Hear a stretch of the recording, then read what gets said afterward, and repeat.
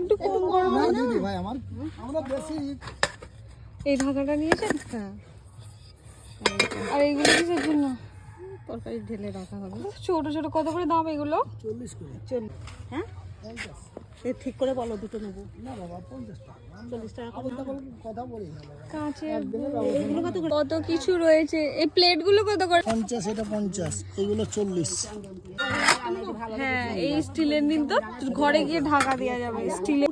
এগুলো এই স্টিলেরটা কত? 40 এইটা দেখুন, এইটা কত গো?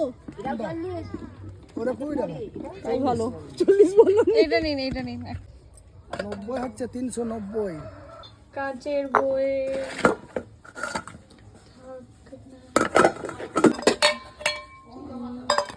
সিলিম কেন নিয়েছেন?